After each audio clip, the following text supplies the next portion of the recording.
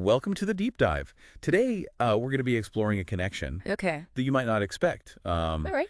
It's between technology, sexuality, and psychology. Interesting. And our source for this deep dive is an article by David Shapiro titled Psychosexual Technology, Okay. which really dives into how we project our desires and fears onto technology. It's a fascinating lens to look at our relationship with technology through. It really is. Yeah. And Shapiro argues that technology is not just a tool, Right. but it's a reflection of our deepest selves. Our deepest selves, absolutely. And he uses some pretty striking examples to make his point. Yeah. Like, did you ever think of the Borg from Star Trek? Borg. Yeah.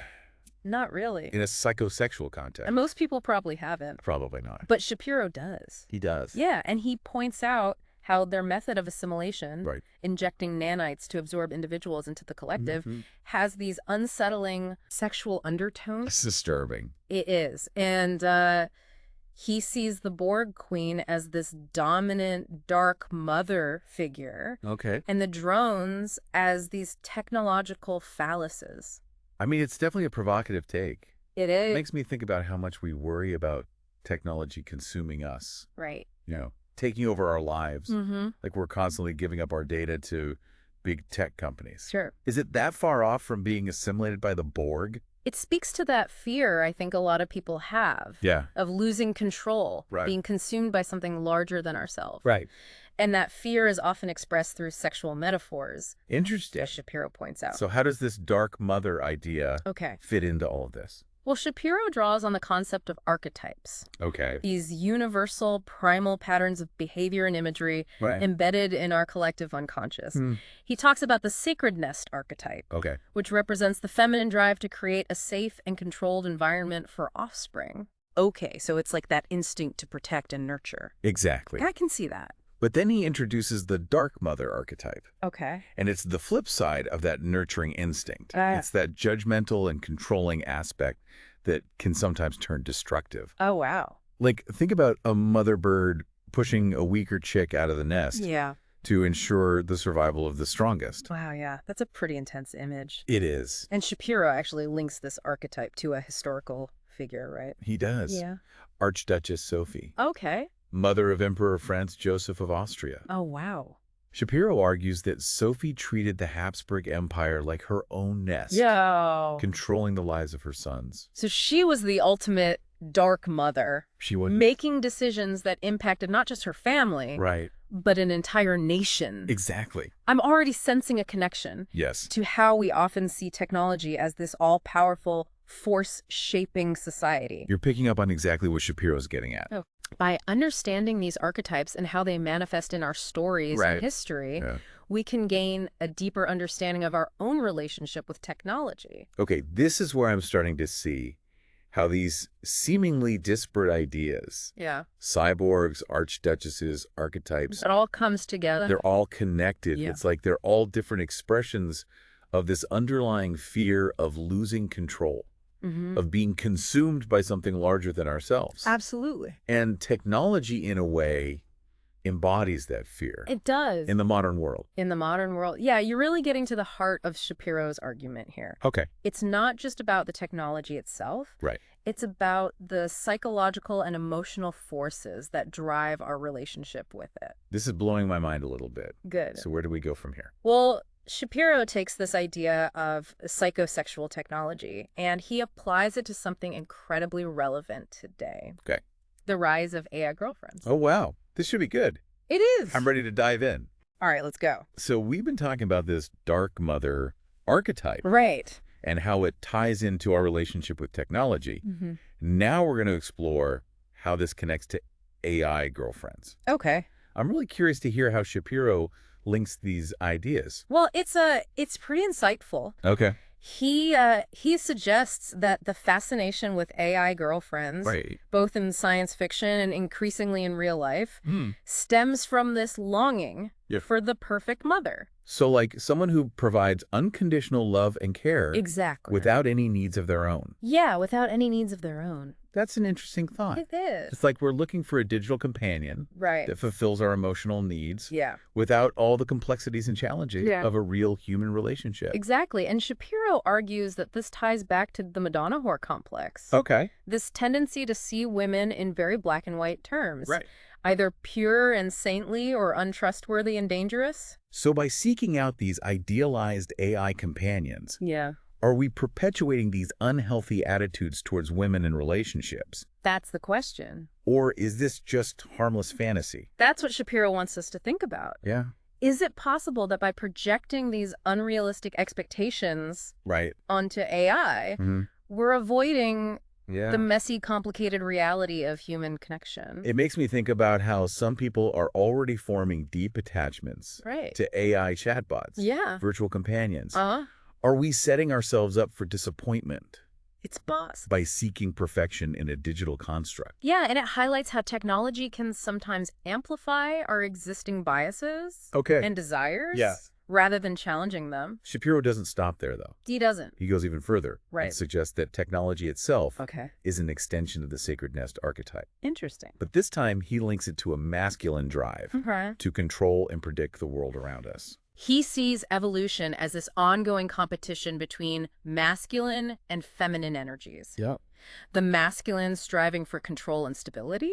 The feminine representing the unpredictable and fertile ground for creation. Okay, I'm following you. Good. So how does this play out in the realm of technology?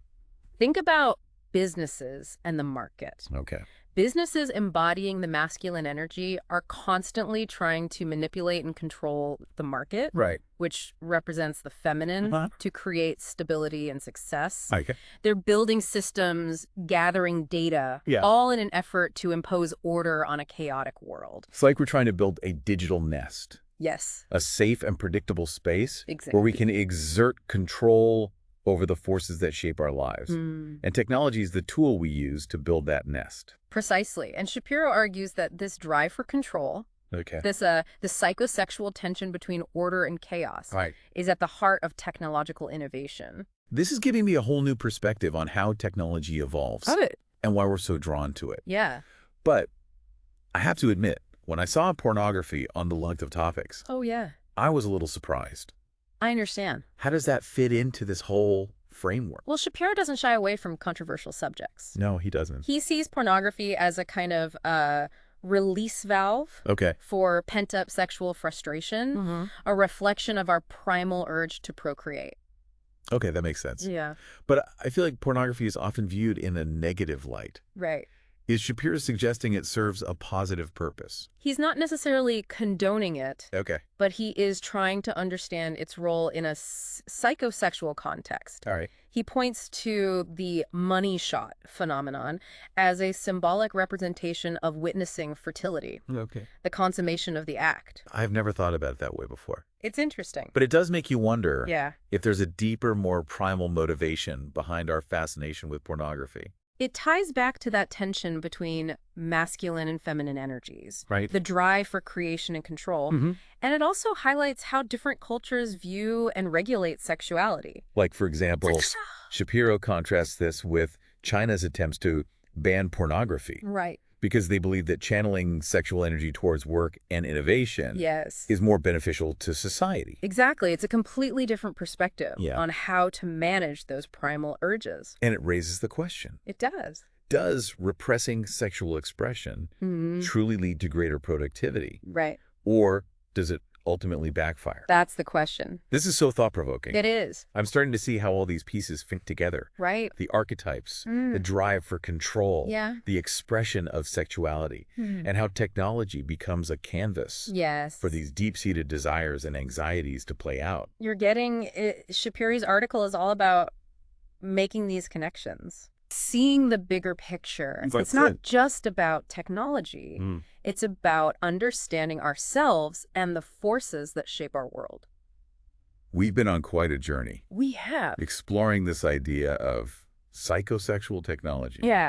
From the Borg to AI girlfriends. To the role of pornography. It's a lot to take in. Now, I'm wondering, where this all leads us. Yeah. What are the implications for the future? That's the big question, isn't it? Yeah. Shapiro's article doesn't offer any easy answers. Right. But it definitely makes us think critically about the path we're on. It's a little unsettling. It is. To think about technology becoming a mirror to our deepest, sometimes darkest desires. It's true.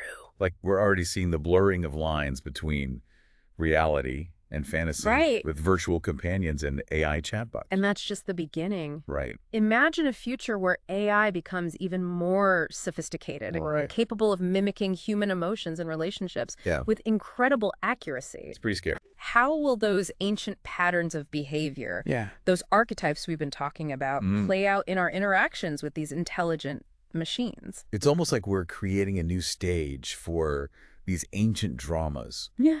But with a whole new cast of characters. Right. And who knows what the script will hold. It's hard to say. Think about the Dark Mother archetype. Okay. If we're already projecting the desire for the perfect mother onto AI girlfriends, what happens when AI becomes so advanced that it can truly fulfill that role in a way that no human ever could? We could find ourselves becoming even more reliant on AI to fulfill our emotional needs and further isolating ourselves from real human connection. So is it possible? It's possible. We could even start to see AI as a replacement for human relationships altogether. It's a question worth considering, and it's not just about romantic relationships either. Right. What about the desire for control? That masculine urge to shape and predict the world around us. Right. As AI becomes more powerful, it could become the ultimate tool for exerting control. Right. Potentially leading to new forms of surveillance and manipulation. It's almost like a self-fulfilling prophecy. It is. We project our desires and fears onto technology, and then technology evolves in a way that reflects those projections back to us. Exactly. Potentially amplifying them in the process. And that's why it's so important to have these conversations now.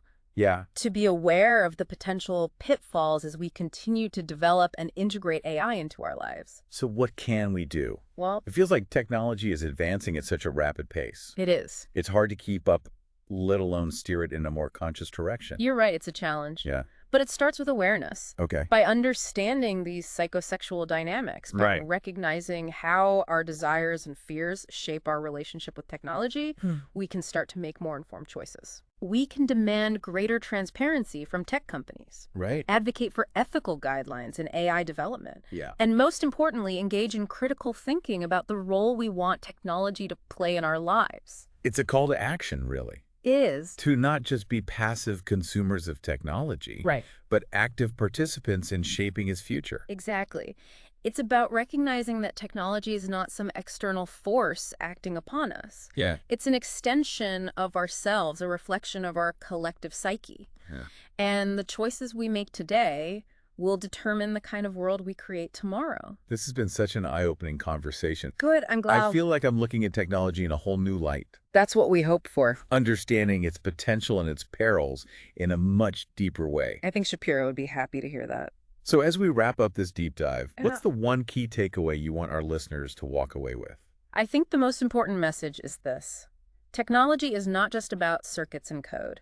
Right. It's about us. It is. It's about our desires, our fears, our hopes and dreams. Yeah. And by understanding that connection, we can empower ourselves to shape technology in a way that serves our highest good. Right. Rather than becoming slaves to our primal urges. That's a powerful message. And it's a reminder that the future is not predetermined. It's not. It's up to us to write the next chapter. It is. Thanks for joining us on this fascinating exploration. It was my pleasure. Until next time. Keep diving deeper, keep questioning, and keep exploring the ever-evolving world of psychosexual technology.